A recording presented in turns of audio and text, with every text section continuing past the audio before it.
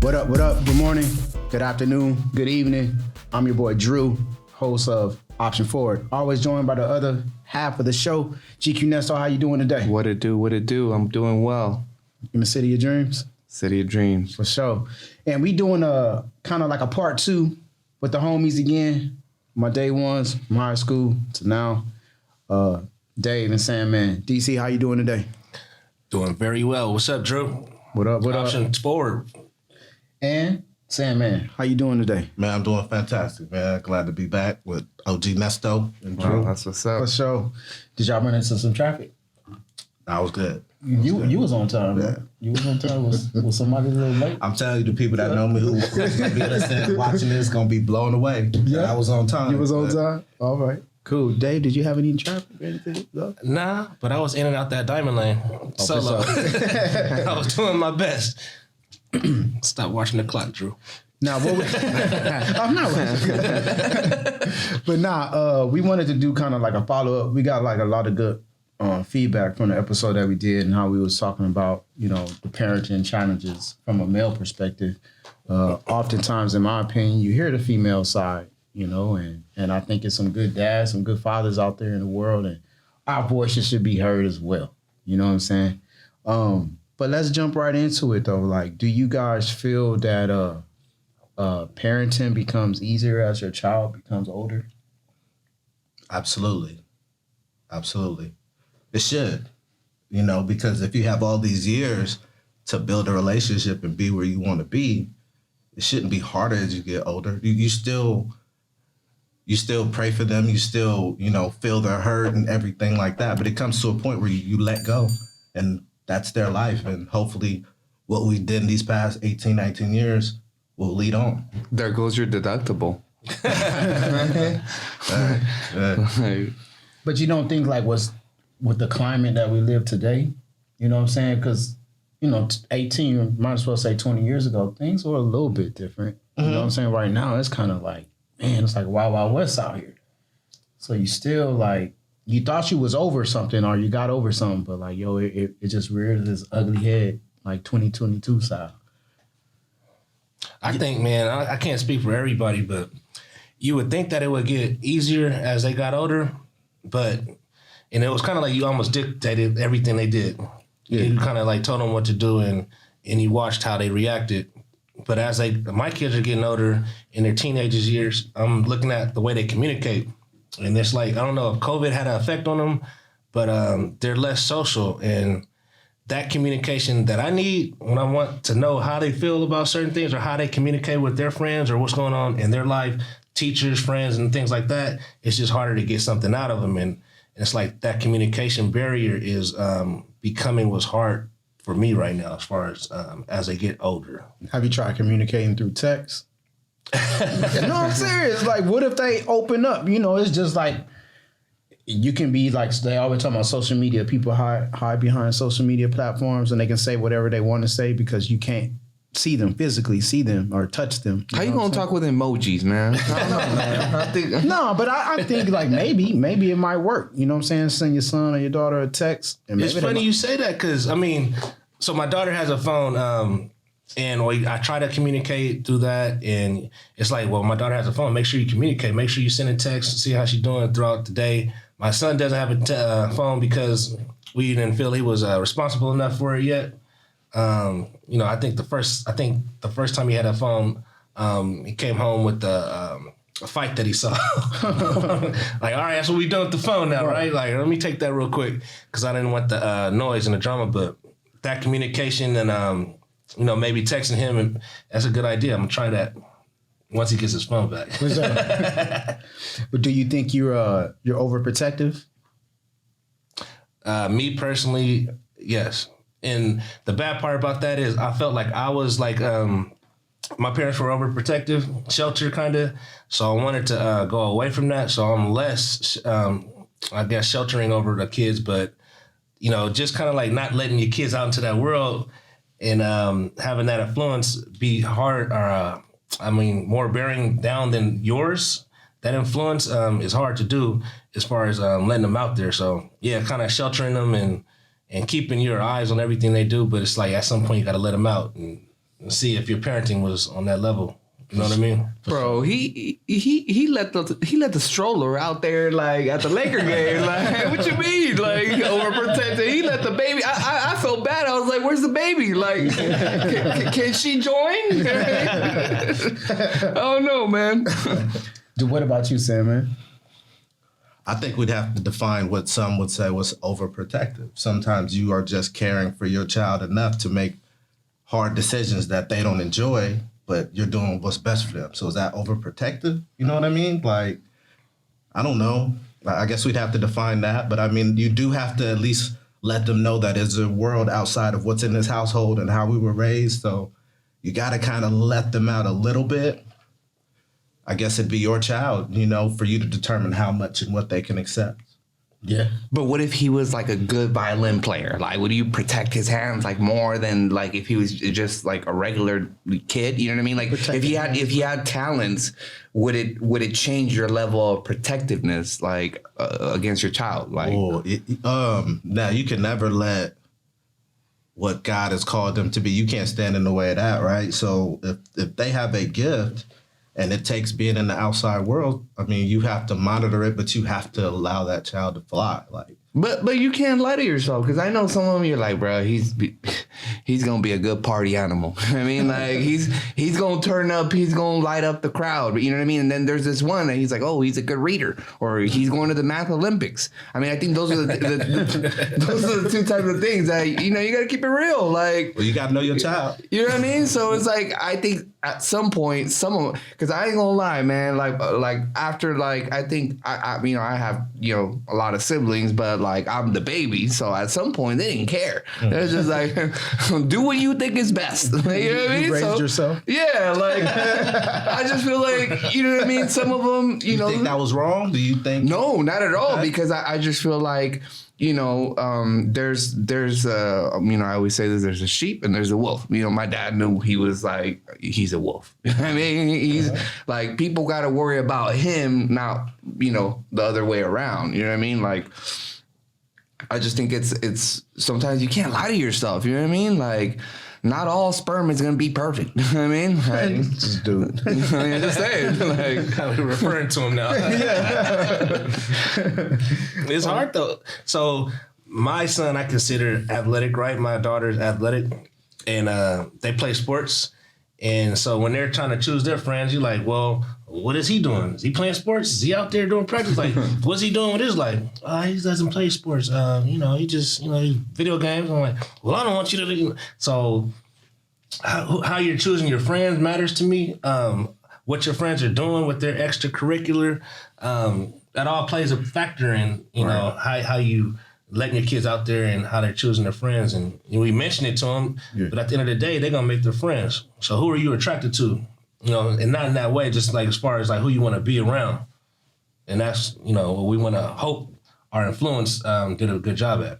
Well, no, I definitely get what you're saying and agree. Like, I think whatever you surround yourself with, that energy and stuff like that. And I think it was like, just think about how my mom still is.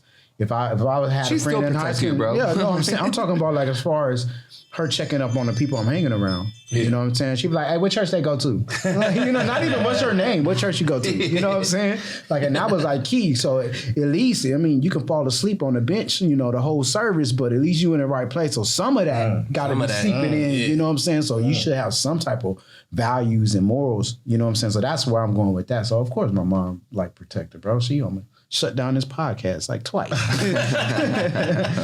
For real, man. Okay, so like, because we're going to venture off into some other stuff, but still on the parenting topics. If your child was of age to make their decision on whether or not they wanted to take the vaccine, would you let them make that decision, or are you making it for them? So this is real life. It actually happened. In my family, I was the one that wanted to take the vaccine. Because prior to the vaccine coming out, I was like, if they get a vaccine, I'm taking that. Like, why wouldn't I do that? I ain't never been in a pandemic. It's a problem. I want the vaccine. And so it was easy for me to make that decision. My wife felt a different way about it, and I respected that. And then it was like, we both felt like if the kids want to take it, they can take it. That'll be their decision. At first, we were kind of like, well, we had to make a decision for them.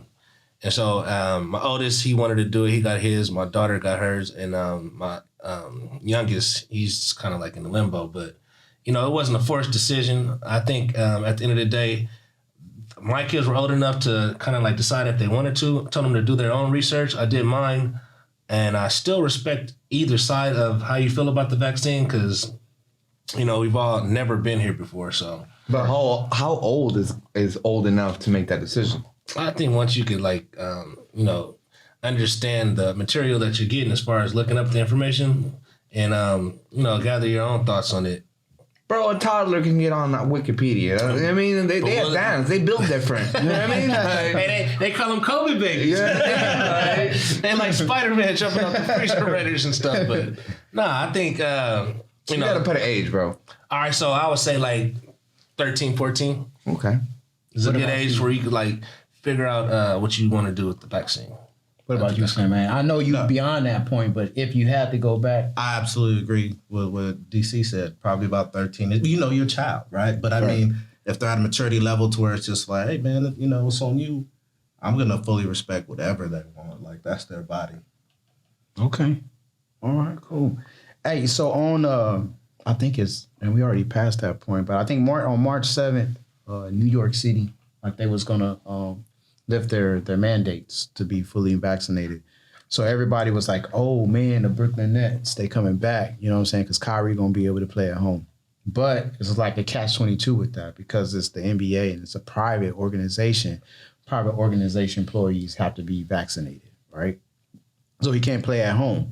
But people are already like projecting already the playoffs come around, like, even maybe before the end of the season, they're going to find some type of way to allow him to play.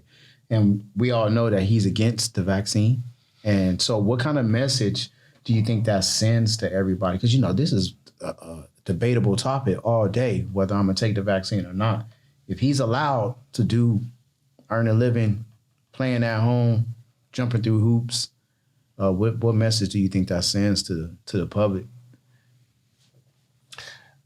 Go ahead, Sam. Man. I mean, I think I think it sends a message in regards to the timing of it, meaning that, March 7th playoffs is coming. Now he's able to come back. Or in a sense to, I'm with Kyrie in the fact that if he doesn't want to do that to his body, he doesn't have to. And I also understand working for a company. And if that company is doing what they have to do to protect their bottom line, and those are the rules that they implement, they have the right to do that also. You know what I mean? If I had to pick a side, I'd have to say no one should be able to do, with their body what they don't want to. It's their decision to take this medical treatment. And, I respect whatever comes both ways from that decision that you make and understand that it could have some, negative effects. Well, what is it? 18 million he probably lost this year and not playing. Sheesh. That's how much he lost? Yeah. I got it, though. It's cool. No thing. What about you, Nesto? What do you think it'll have an effect on the population? No, I think it has a really bad impact because, okay, let's just say if it was Austin Rivers or like Blake Griffin, you know what I mean? I think the story, the whole narrative would be completely different. But it's Kyrie, you know what I mean? He has the tendency of using his platform to, basically say, hey, if you're talented or if you have all these abilities, you could do whatever you want. I just think that he's taking it to a whole different level. You know what I mean? Because how many other young, talented young men that would like to have the opportunity or the stage that he has, right? And instead of him promoting defiance and just taking his whole platform into a whole different, like, dude, you're not Martin Luther King. You know what I mean? Like, shut up. You know what I mean? I wouldn't say shut up and dribble, but I kind of would. You know what I mean? Because I just think that This is the reason why, like, for example, like I remember they were interviewing what's his name, Curry, the good one, and they were like, they were telling him like you know, he changed the game because he shoots threes, but he was like, yo, stop tagging me on like you shooting a stupid shot. Like, I didn't tell you to shoot that shot. You know what I mean? So now it's like you got all these clever athletes that are trying to in a sense game the system, and then, you know, once again they start you know, using the platform for the wrong reasons. Like I think at some point when you become a celebrity of that magnitude, you have to take accountability of what you do, because that's gonna, you know, inspire the upcoming generations. And we don't need no more like, you know, stupid shit. You know what I mean? We don't need ignorance, because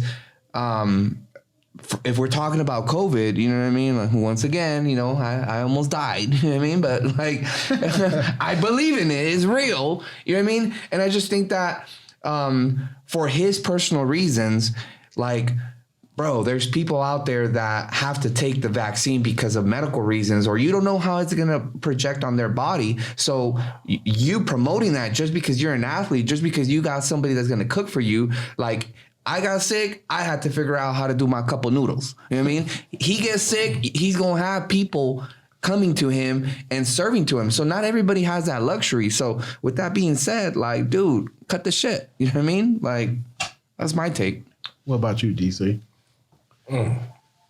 So this is like the most debatable topic in the last 2 years, right?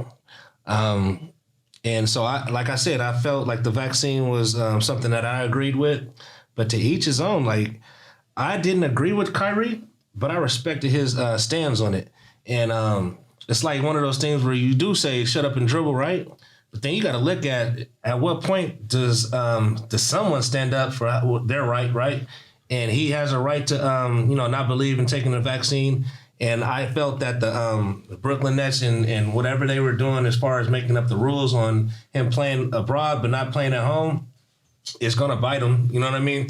And so when it comes down to it, we all said, oh, this is politics and money. When talking about the vaccine, it's all about politics and money. And so you said, what message would that send? I think it's going to send a message, because they're going to probably allow him to play at some point, right? Yeah. It's all about politics and money. At the end of the day, you wanted to hold him down when he was talking about how he felt. But now you're in a position to get your team a chip, right?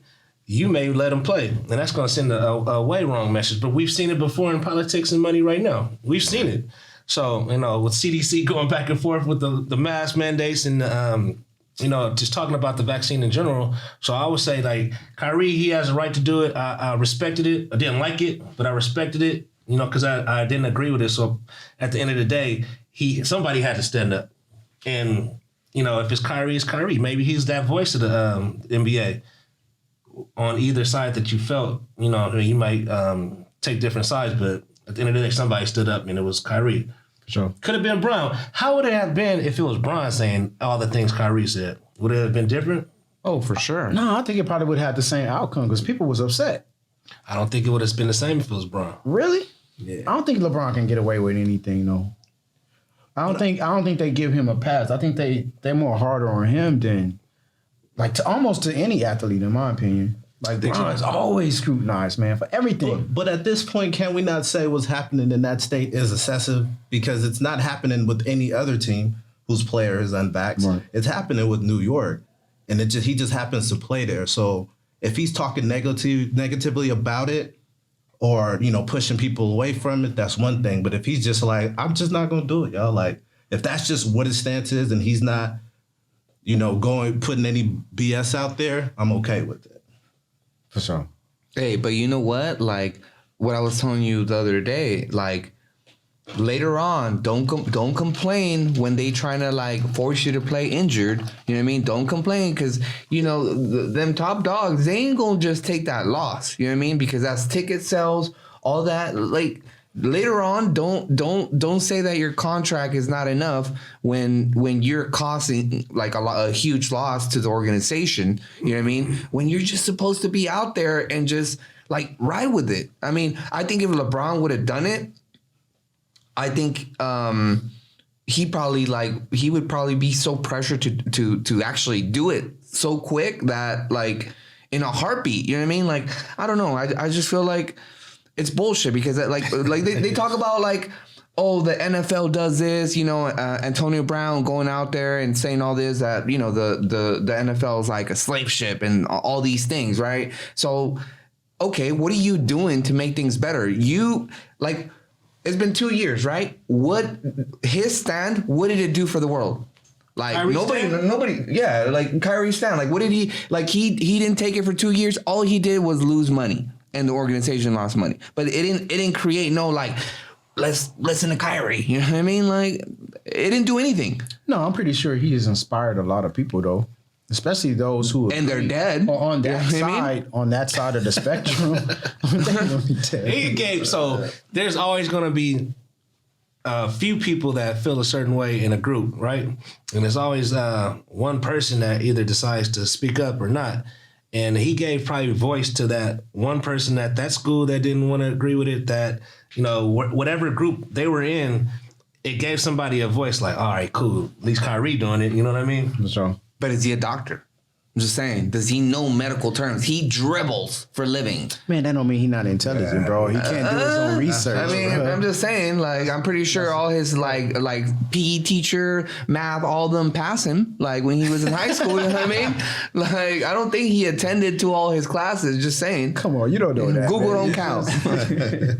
There's so many ends of the spectrum when you talk about athletes as far as their intelligence. You're going to have geniuses and then you're going to have some dummies. Well, he was dumb enough to leave LeBron, bro. I'm just saying. Like, bro, I would have kept him. Like, I'll be his sidekick. You know what I mean? Like, he got his ring, though. Yeah, he did. He wasn't that dumb. But no, speaking of LeBron, right? I know this is also a touchy subject, but it's along what he did as a parent, right? Me and Dave was talking about this earlier. So during All-Star weekend, you know, they asked him, would it being in Cleveland? They asked if he would ever consider coming back to Cleveland. And his response was, wherever my son is where I'm going to play. I want to play my last year with my son. And then everybody started Googling his son and like trying to see if he was actually any good. You know, he has a little series I've seen on one of them apps, television apps. But, you know, he cool, you know what I'm saying? But that ain't even, his skill level is not what we want to talk about. What I want to talk about is, as a parent, is that setting your kid up for success even though you know they don't deserve it? Is that a cool thing to do? Yes. I would say yes, because it's been done by other races and generations in the past. That's the way a lot of people got their jobs. That's the way a lot of people got into the field that they're in now. And, you know, you talk about generational wealth. If he could talk his son into the league and, you know, he may not be the best player, but if that's something that he is able to talk into, yeah, definitely. It's happened in the past and it's happening everywhere. What about you, son, man? Absolutely. You speak life into your son, man. And he is at a level to where it's possibility, you know, and, you know, with your daddy is LeBron James, that's already big shoes to fill, you know, and you're playing basketball. I don't see, you know, I don't see an issue with LeBron, you know, speaking that life into his kid. Not to say that there can't be negative effects. I don't see a problem with what he did. Because I was looking at more along the lines of like, that's that privilege. You know what I'm saying? Like, there's that other privilege, and then that's the privilege that we have, you know, and that other privilege has, you know, pretty much have America where we are today. Mm-hmm. You know what I'm saying? The good old boy system, the pat on the back, you know? But I always notice, what I do notice is that when it's us, when it's people who look like us, whether you brown or black, whatever it is, we always scrutinize. We always under the microscope when we're trying to give a free pass. So it don't even have to be our kids. It can just be the homie. Mm-hmm. You know what I'm saying? And then that person, they be like, oh, well, somebody working much harder than them, and you didn't get him a pass. You know what I'm saying? He way more talented than him. You didn't get him a pass, but you want to help him because that's the homie. How do you feel about that, Nesto? Do the homies deserve a pass? No, hell no. I mean, okay. I'm gonna go back on what you were saying. Like, I just think it's kind of bad in a sense because, like, look at Michael Jordan's son, right? He was cool in college, basketball, whatever. But I think deep inside, Michael Jordan was like, bro, you better not even think about going to the NBA. Like, you know what I mean? Like, you do not, like, you got your mama's genes. You know what I mean? Like, You got your mama's like, you can't, I mean, as a, like, I don't have any kids, but if you're telling me, if you're asking me that question, like, I like my last name, you know what I mean? I don't want him to tarnish it and, you know what I mean? And ruin it, because you're setting a certain expectations.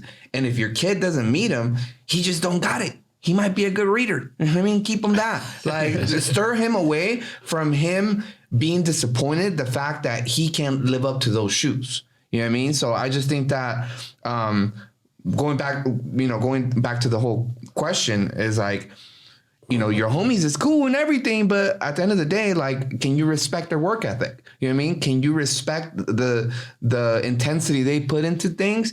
And he may be cool, but if he doesn't have it, like, I just think giving him a pass just because you're up there, you're just going to enable him to fail, because at the end of the day, he's your homie, right? So he should be putting in the same work you do.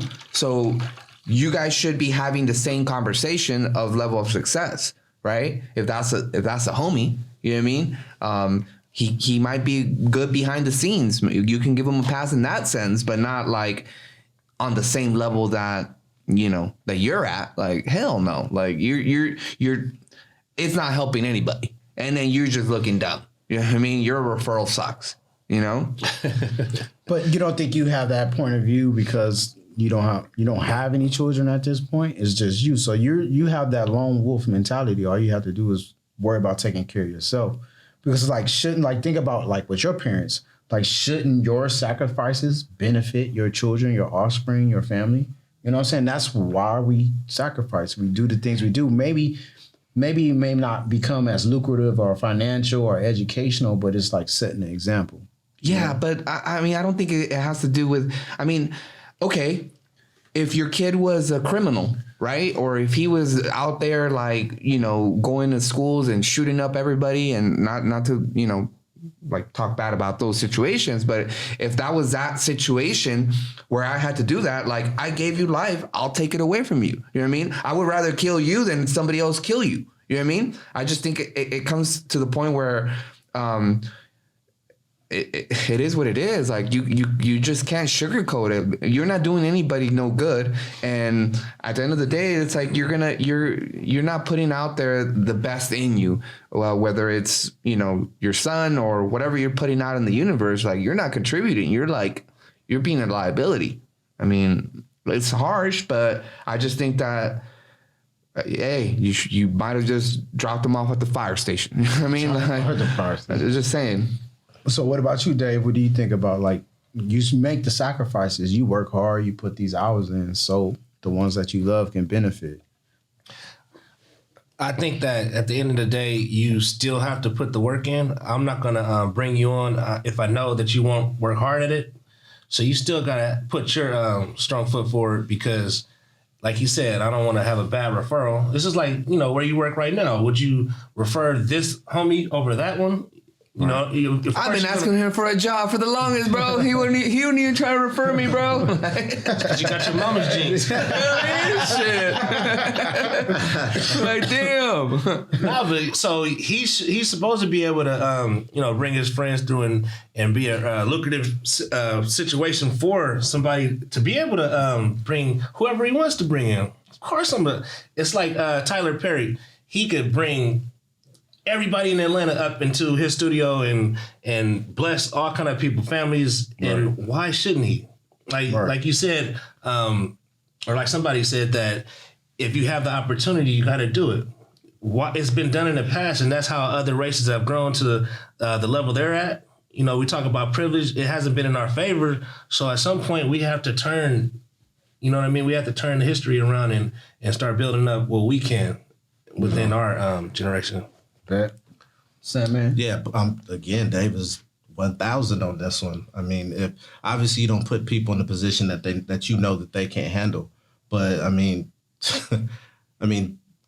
these CEOs, these managers, on all levels, they're hiring their people for the most part, right?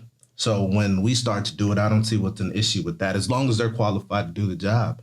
And if it has to come down to legacy and things like that, of course, if you have the opportunity to place your child who has shown that they can do the work into a position of power to where they don't have to go the path of proving to somebody else who might be there for the reasons that I'm not giving my child a position. Right. So yeah, if that person has put in the work and they are qualified to do the job, I wouldn't judge them harder than I would judge someone else.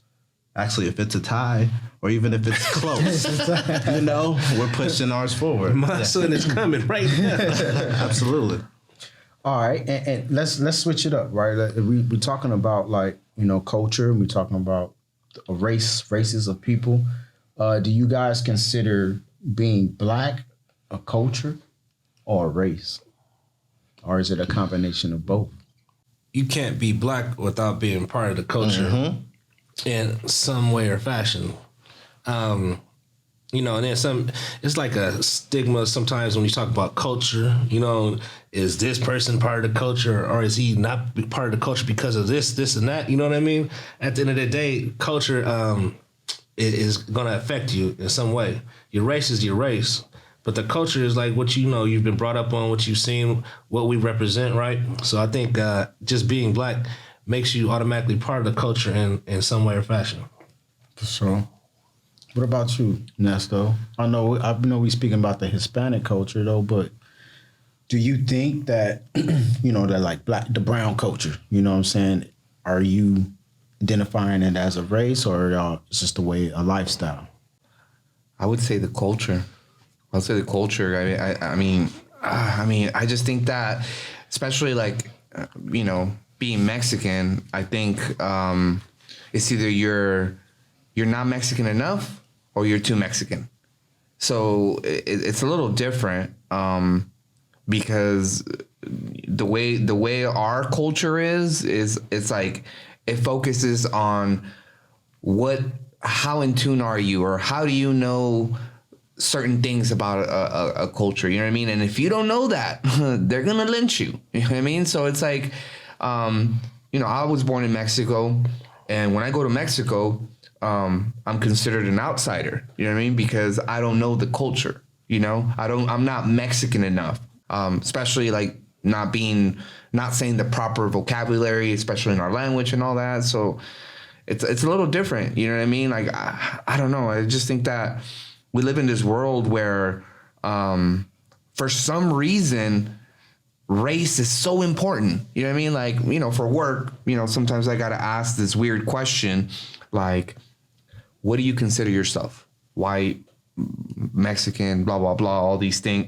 So it's like, dude, I'm just trying to get a loan. What do you mean? Like, what does it matter? What does it matter what my race is? So it's kind of hard, like, with everything that's going on, to focus more on race. I mean, I just think it's just culture. I mean, I think sometimes like I'm more in tune with the African community than I am with my own culture. You know what I mean? But yeah, I can't really relate because I'm not the color of my skin. You know what I mean? So it's just, I don't know. It's a weird situation. Michelle, what about you, Sam, man? Yeah, I think it's important to be, of the culture, right? So your race is your race, but being of culture, it's just having the knowledge and the vibe and the routines that typically people will have within your culture. Now, you have to embrace the differences and opinions in your culture, not to be the judge of someone who would think, I'm not this enough, I'm not that enough. Because who are you to tell somebody who's of mixed race that they're not this or the other, right? So I think you could be of the culture and have an absolute respect of the other things that are in the culture. If you're going to be in the culture and try to black out differences, I don't think you do. I don't think you're bringing positivity and just to the culture. I think you two bring up a good point as far as like Nessa saying I'm in tune with the culture and Sandy saying that you could be part of the culture. And how I feel is you don't necessarily have to be a race to be in a particular culture. Mm-hmm. You know what I mean? I think you're more well-rounded when you can identify with several different cultures, right? Mm-hmm. So that's how you could differentiate the race and culture. Race is just who you are by nature, And then culture is just, how that race moves, how they identify, and you could be in touch with every different culture. I think that makes you more well-rounded the more cultures you're in tune with. Because I asked this question because I got a cousin in Texas, and he's always been like kind of out there. You know what I'm saying? He's into things that we would consider, oh man, you a sellout. You know what I'm saying? Because it was kind of like that when we was in high school. When we was in high school and you listen to Pearl Jam and stuff like that, they was like, oh man, you a sellout, bro. You know what I'm saying? But because my cousin, he's into things like that, and the way he talks, you know what I'm saying? He puts on that, y'all seen Sorry to Bother You on Netflix? He puts on his white voice all the time, right? Mm-hmm. So you wouldn't know. You wouldn't know he was black. So people always say like, man, you ain't part of the black culture, bro. You a sellout. You know what I'm saying? But like, wait a minute, how can I not be? Like you said, my skin color, automatically makes me a part of that culture. Bro, just because drinking, I love grape soda, and you make me part of the culture. You'd be like, bro, like, you why you like the barbecue sauce so much and like grape soda? Am I wrong? But that's not. I don't think. What comments have you said? I just want you to know. Well, no, what comments have you said? I know you don't. You're like, I don't drink grape soda. Yeah, no, because he be like trying to stereotype me all the time. You know what I'm saying? Like, I want some grape Kool-Aid. Like, bro, I don't even drink Kool-Aid. Like, why?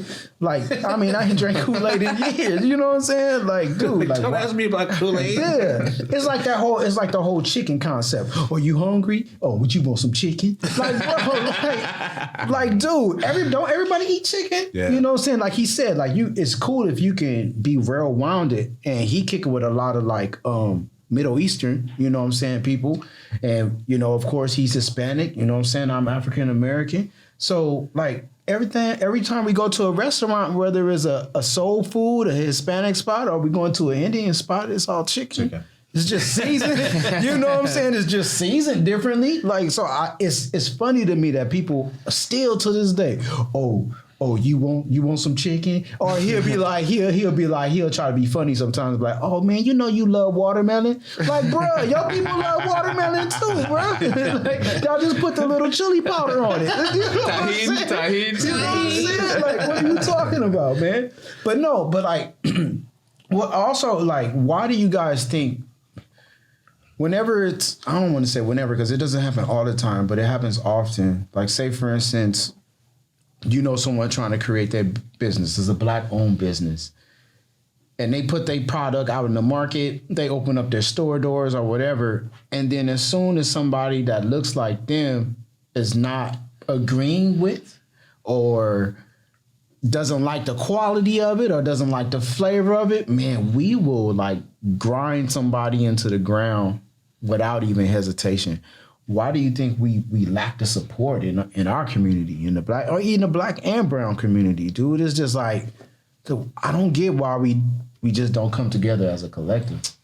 Man, I think when you're told in so many ways, you know what I mean, about yourself, there's a stigmata even that we carry sometimes about our own.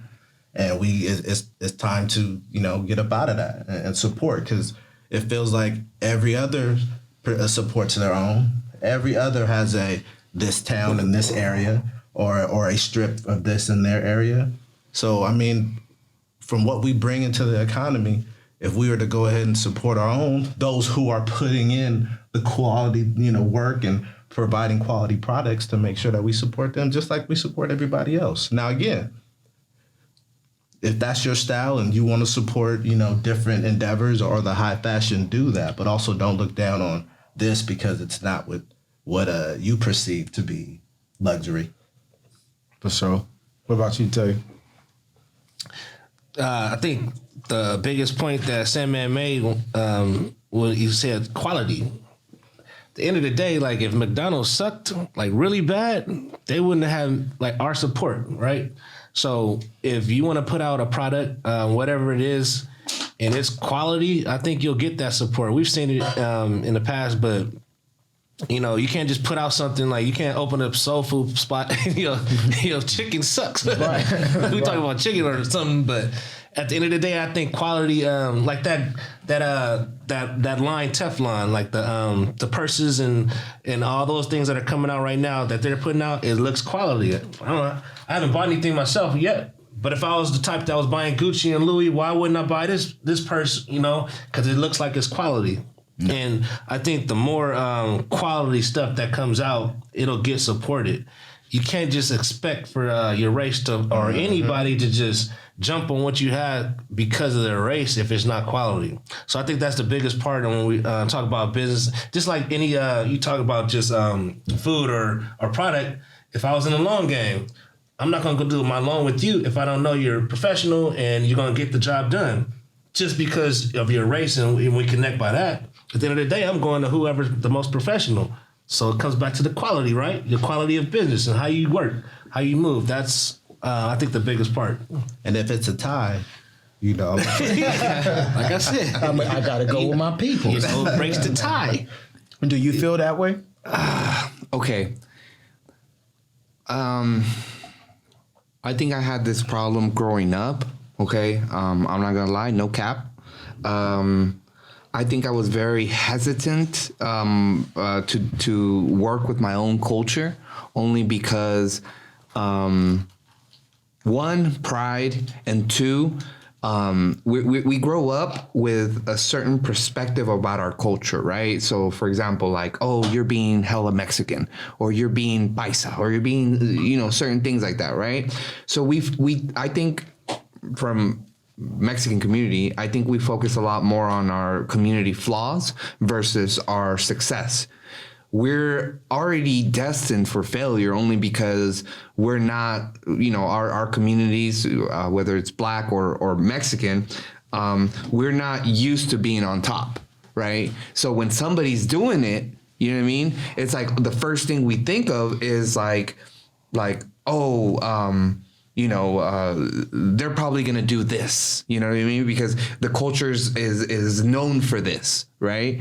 So to me, I had the problem that once again, I wasn't Mexican enough, right? So I started stirring away from my own culture, and I started focusing on people that like saw me as like exotic. They're like, oh, he's Latino. You know what I mean? Like, oh, he likes Tapatio. You know what I mean? So I was just like, bet. You know what I mean? I'm gonna go with somebody that appreciates my culture and forgets you. You know what I mean? And I think that's the problem. Like, I feel like, there's always tension, and I see it all the time.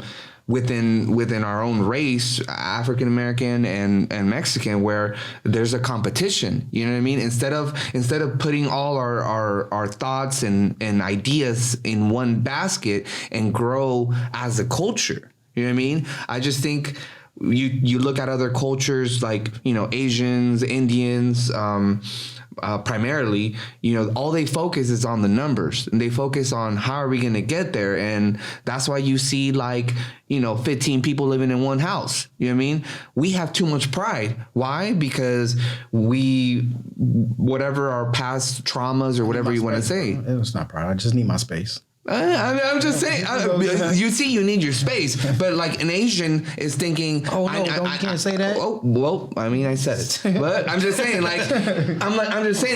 they think about how are we going to own the street. You said that earlier. Like, look at Italians. You know what I mean? How they always have a little Italy. You know what I mean? All these things is not because of looking at their flaws. They're looking of numbers, and I think that's the problem. So I started giving it the benefit of the doubt, and next thing you know, it's like I learned to accept my own culture and look at their wins before I look at their losses. And then if that's something compatible, then bet, let's make money. But if it's not, then all right, let's just keep going. But I'm not focusing on the fact that we speak the same language or we're from the same village. You know what I mean? So it's tough. It's tough, especially in the industry that I'm in. Like I said, white people like me. You know what I mean? You're earnest. I'm earnest. Right. I'm earnest. All right, so we are in California, right? We are in California, and marijuana is pretty prevalent right now. Have you guys? Are you having those talks with your kids already? Ooh, no, not yet, because it hasn't come up as something that it needs to be a conversation yet.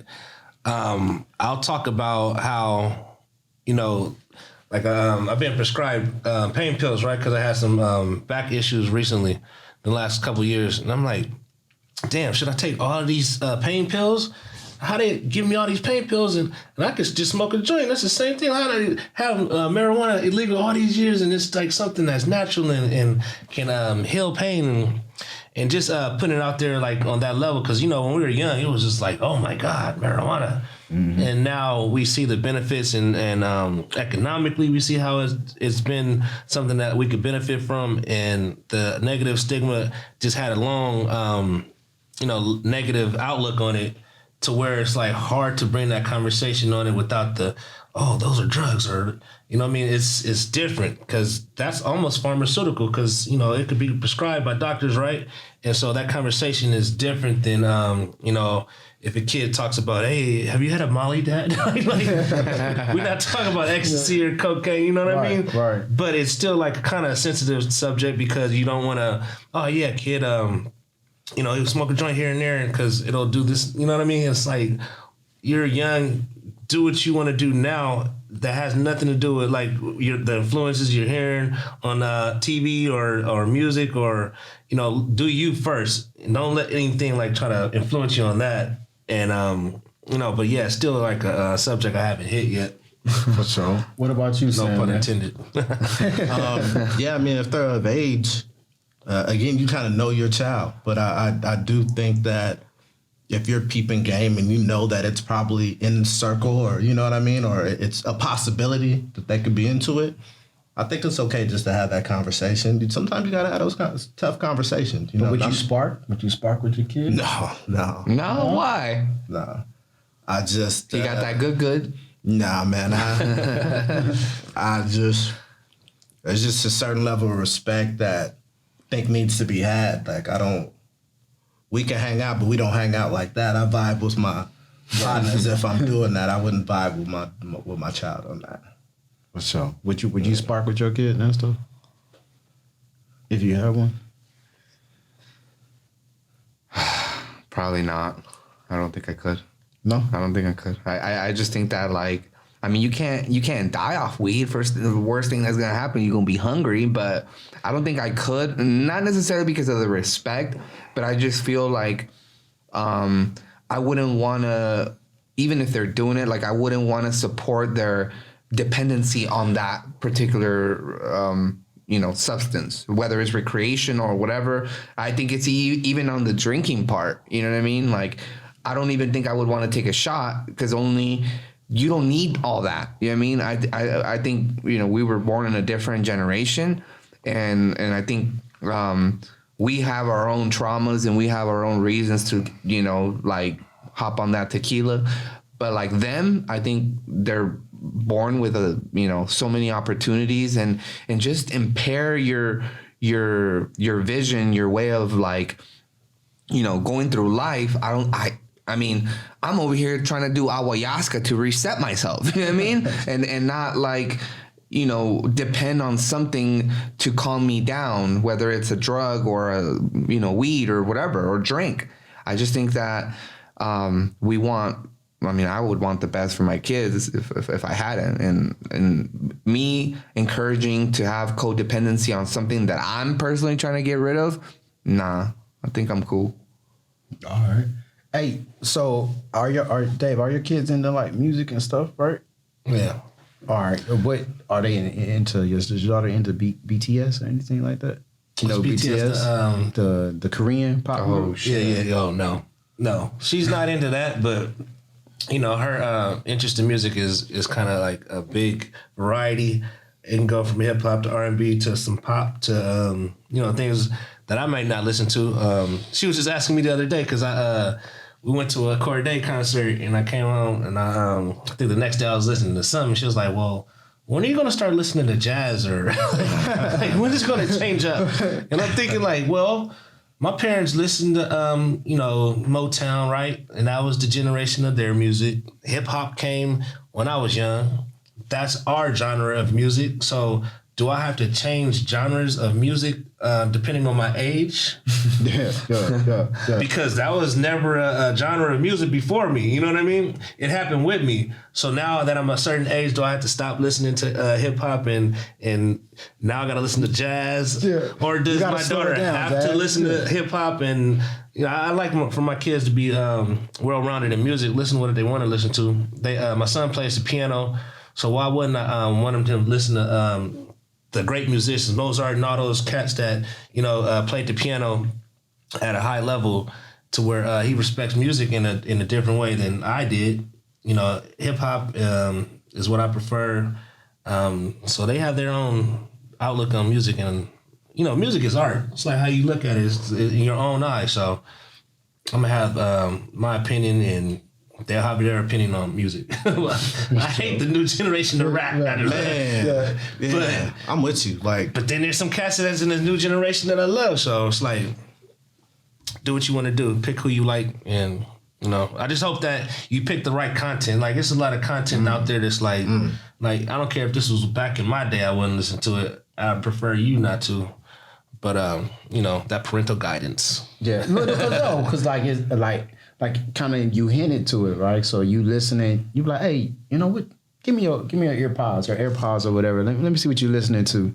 And you listen to it, and it's some MC or some rapper, they think you're spitting fire, and you're just like, dude, this is trash. Like, come here, let me school you. You know what I'm saying? Let me show you what it should sound like. Of course, there's an evolution. You know what I'm saying? Because when we was think about what it was when we was in high school to what it is now. You know what I'm saying? As far as hip hop, it's changed. It's mad different. But I just always like, do we filter? Like, I want my daughter. Like, my daughter's like, she's like an old soul, so she's really into music. Like, period. Her and my oldest son, but my daughter real heavy. Like, she even started collecting vinyls. But it's just like, oh man, it's like, I want to let her be her, so bad, because you don't want to mess up that flow of things, and try to come in there and try to dictate. But I'd be like, man, dude, I don't really want you listening to that, dog. But I just want to get y'all perspective on, like, do you think as a parent, like I'm saying, you police that, like, even if it's not vulgar, you know what I'm saying? It don't got to be vulgar, and got to be like, oh, what they call that drill music now. I'm about to go, I got the ops on my back. Like, bro, you got problems. Like, why the ops on your back? You a millionaire. Like, why are you even in the hood? But I guess, whatever. That's a different subject. But like, do you guys think y'all should filter that? I think I know where you stand. Like, of course you do. You're the parent. You filter that. But even if it's not vulgar, you know what I'm saying, do you let them just kind of go out there and venture and figure it out? Absolutely. Yeah, if there's nothing wrong with it per se, like you said, vulgar, do you. Listen to the music that you want to. I think it's dope sometimes when you try to sprinkle in what you like and what you've listened to. And when they get a grasp for it and you hear them playing it, you get that kind of, you know what I mean? But yeah, at the end of the day, nobody ever chose my music path or anything like that. I had influences, like my uncles and my aunts would play stuff, and I didn't really recognize it until I was older, right? And I've come to enjoy it. But yeah, absolutely. You let them create their own path. They're choosing their identity. For sure. I think one of my proud dad moments, I was walking by their bedroom, or my daughter's or whatever, and she was listening to Far Side. And I was just like, oh, that's my girl. You know what I'm saying? I was like, yo, you some mad. Like, it's just crazy. But I don't never, like, I'll be noticing things like that, things that she do. And I don't say nothing. I just let it be. I'll be like, well, I see you though, but she be on like the Leaders of the New School. She be on the Tribe, and she be on the Erykah Badu. I was like, dude, like, what have I created? But then she'll listen to some Frank Sinatra, which she probably get from him. You know what I'm saying? Like, but she loved that BTS, man. But like, it reminds me when I go in her bedroom. I hope she don't watch this episode, right? But she got that pictures all on the wall, and it reminds me of Do the Right Thing when dude walked into the shop. And was like, hey, can we get some black people on the wall, man? Sal, put some black people on the wall. Like, dude, but stuff like that, it doesn't necessarily bother me because, I want her to develop and turn into the woman that she's going to be. But I think, sometimes it's like, yo, it's maybe different for you guys because you guys are down here in the city. But like for us, there's not too many people that look like us unless I go in the Bay. You know what I'm saying? So she's around the dot, like, you wouldn't even know. You know, so does that ever been an issue? Like, yo, you don't, like, I remember, man, I don't even want to put my mom out. But people used to be like, man, you ain't got no black friends. When you see the black dude hanging around with nothing but like, you know what I'm saying? Hey, bro, are you ashamed of us? Mm-hmm. Have you guys ever had that conversation like with your kids? Like, it's funny because she talked about music, right? And how I feel about music, and I said it was art, but it'll and we talked about culture, right? It'll introduce you into different cultures, right? Music will take you different places mentally. I was telling my daughter, I forgot the song I was listening to. I was like, it gave me a different vibe. It took me, and I don't go to the hood when I listen to a song, but you know, it's like a painting or a story being told, and I'm there. And then with this song, I'm here. I'm at the beach with this song. It's like, you know what I mean? All these different types of genres. So like, when if my daughter had a lot of these different race friends, I would of course ask her like, hey, look, how come we don't have, you know, you sprinkle in some, you know, and she would respect that. You know what I mean? She would respect that because she knows like you have to have at some point be able to identify with yourself. Or then I would ask, do you hate yourself? Because there's a lot of self-hate out there, people that don't want to, you know, identify with their race and associate with their race. And if I don't see that self-hate, of course, yeah, versify and like hang with different races, listen to different music, go to different places, get out of your own culture. Because it's just, if you think about it, it's a billion people on the earth, billion places to go. Why would I keep you here? When you could be exposed to all these different things. And as long as it's not negative, like, you got to see the world in different cultures. And, like, she doesn't want to go to college out here. She wants to go to out of state. And I'm like, nah, I want you to be out here. That's too far. But, yeah, go to the East Coast. Go somewhere and fill out a different place. Different people to meet. That's what college, like, they talk about a lot of people that aren't cultured and don't aren't educated. A lot of ignorant people just haven't been exposed to different things yet. So that's the difference between some ignorant people is this: they're being exposed to different education, different people that are around these cultures and allow you to see different things. So been in the bubble. Yeah, get out your bubble, sure. And then that's the thing that money provides you to be able to get it way out of your bubble. Out the hood, right? Yeah. So yeah, that's meet what new we're trying people. to achieve. But like, okay, so I got another question for you, Dave, because I know you don't have all you got is your daughter, right? Mm-hmm. And the little Sandman's out there. Man. Sure. I'm done, man. You haven't claimed them, or like catch you on Maury next week? No, man. I taking care of your kids serious, man. But like, do you see yourself, Dave, like being more lenient with your son versus your daughter? Like your son be like, yo, Dad, I'm about to go through, chill with the homies. I'll be right back. And you be like, oh, yo, go have fun. And then your daughter be like, I want to go hang out. You be like, nah. Let me.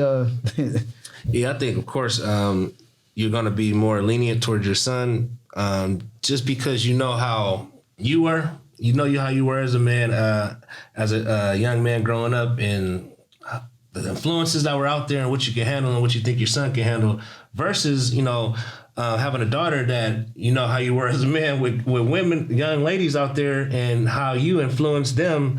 And so you're thinking, well, I need to shelter you more, so it can allow you not to have to go through these certain things. So it's like you're trying to be sheltered and not, at the same time, not like keep them in the bubble like we talked about. You need to learn life and be able to live life. But I think, of course, I've seen where I've been more lenient with my son than my daughter. But then I'm also seeing the more maturity in my daughter than my son. And it's almost like it's turning around to where like, nah, you stay at home. And baby girl, you can go out. Because I know you're going to be back at your curfew. You're going to call me and let me know if something's going on. My son might be somewhere else crazy. And that would be my question. Like, I would think I would be harder on my son because like the daughters, for the most part, get it after a while. Yeah. And sons could be knuckleheaded, and there's a different kind of trouble that you have to worry about them getting into also, jail and all those other things that typically you don't have the biggest worry about your daughter. So I think the sons, they need to, get it a little tough. He's right, because look, I mean, I don't have kids, but like I'm listening to you guys and I'm like, okay, your daughter, right? She's more mature, blah, blah, blah, right? But then I think you sheltering her, you're creating that I want to say that something in her head that, depending on the level of shelter, it's like, she's going to grow up like, yes, she's going to do responsible things, right? But then there's going to be some dude that's going to have some like good ass game, right? And I think they're going to always have that when they're sheltered, they're going to have that little urge to kind of break the rules, you know what I mean? And it goes back to the whole thing that I was telling you the yesterday, that I'm like, you meet some beautiful girls, you know what I mean? And you just want to make love, you know what I mean? You just want to be like gentle, you know what I mean? But little do you know, she wants to get slammed in the wall, you know what I mean? So it's like, you create this whole little thing now in your son, you know what I mean? Your son, all it takes is some ratchet girl to, you know what I mean, put some things in his head and it's a wrap. Like, he gonna do what he's gonna do to just like take care of her, right? So I just think that, I think you're right. Like, leave the little dude at home, you know what I mean? And the girl, like, give her that trust, because, you know what I mean? That dudes out there are cold. You know what I mean? All it takes is for one dude with good game, you know what I mean? And it's a wrap, because they're going to want to experience that thrill that, like, all right, I want to be bad. You know what I mean? Like, look what happened to Rihanna. You know what I mean? Like, damn, good girl gone bad. Like, what happened to her? You know what I mean? So I would keep the dude home, and then the daughter, like, give the daughter more, like, give her let her explore, so she doesn't feel the need of breaking the rules. You know what I mean? Because, like, I mean, we're pretty much like, I mean, I don't know. I just think we have less dangers. You know what I mean? In a sense. So. Bet. All right, I got some hypothetical questions for you guys. All right. So, question number one: if you can go back and have a conversation with your parents before your birth, what would you tell them in order to either prepare them to better your experience, your childhood? Would you want to have that conversation? Oh, man. So, do I want to have that conversation? Of course, I would say yes. The opposite of that is like, damn, do you want to go back and tell them, like, well, you didn't do this, this, and this. My life is, So, like, hypothetically, if I could go back, yes. And then I would tell them to, be open to showing me different parts of life. Teach me about finances earlier. Expose me to this, that, and the other. Maybe right now, since you're in a position, before I'm here, do this, this, and this, because you'll be successful, and, like, maybe you could pass on these things and start that generational wealth. Or, we talk about wealth, religion, maybe be more open to this. It's like, it's a lot of things I would say just to maybe pattern how I think would have been a beneficial way for me to grow up. But then at the end of the day, it's like, I grew up how I did, and, I respect how my parents, raised me. So I couldn't have too much of a change. It's like going back to the future, like the movie. Of course, I'm going to give them the lotto numbers. You know what I mean? Yeah. I'm going to tell you everything that can make us in, like, a way crazier, better position. But yeah, I respect how you raised me. So I wouldn't. But yeah, I would love to have that conversation, because if I had the opportunity, make it happen. What about you, Nesto? Shit, yeah, I would tell my parents, like, drink some vitamins and shit like that, because, man, I got that shitty end of my genes, you know what I mean? I would be like, yo, drink some vitamins and give me a shot, you know what I mean? There's no reason why I'm like, my knees hurt. So that's one. And the second thing, it would be, I would say, the whole generational wealth. I would have to agree on that. I think that's important, especially being a minority. I think that's important. I think if we would have, I don't think if we would have got the silver spoon, but I just think if we would have got a head start on learning finances and learning how to be more, like, stir away from Tampico, you know what I mean, and drink water, you know what I mean? There's just certain things, like, that would encourage our future to be a little bit more prosperous. I mean, if that makes any sense. Like, I don't know. For sure. Sandman. Yeah, I'd have to side with Nesto and DC. You know, one would be teach finances. Two would be health, right? Because that's not talked about in our community as much as it needs to. I absolutely respect and appreciate the way that I was raised. You know what I mean? Because there's no instruction booklets to it. And as far as for my parents coming from Belize and coming out here, it's like you know what you know, right? So they kind of just laid that path out. But I would say more or less, so I would just tell them to, I would have them practice to take chances. Tell me to take chances. Yeah. Right? Because you can play this life so safe. Then you look up at, 40 and 50, and the dreams that you had were tangible if you'd have just made chances. Right? And I would have them, teach me to embrace failure, how to deal with failure because it's going to happen, right? It's about getting back up and continuing to go on because that fourth, fifth business that you tried could be the one that popped. So many people will try that first business and it didn't go the route. They'll do that first job in that field that they love and it didn't work out. And now they've quit and they've moved on to something else. So take chances and to keep going. For sure. For sure. Hey, ladies and gentlemen, we're coming to the conclusion of our show. But before I open up the mic to our guests and our co-hosts to share their words, the way I would answer that question, if I could have a conversation with my parents, I think I would do it. I would say, make me learn an instrument. There was...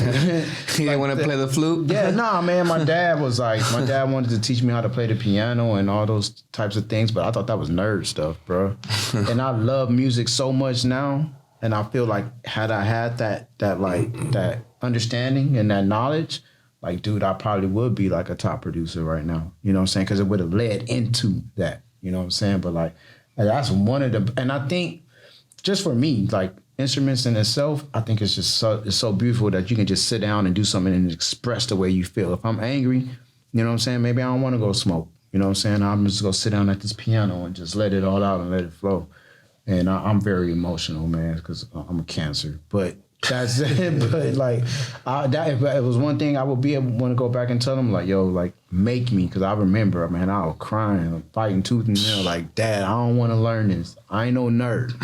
You know what I'm saying? I'm Ralph. You know what I'm saying? This Ralph. I ain't Kanye, Dad. You know what I'm saying? I am Kanye in the flesh. But that's what I would say. But we're going to start out with my man Sandman. Is there anything you want to let the listeners know? Nah, man, I appreciate you having me back, man, and, seeing the numbers go up. For sure. You seen that, right? I post, I comment. Be trying. I love your content, man. So, cheers to you two fellas, man, and the movement that you got going on. Cheers. And, for my brother DC, man. This water. Yeah.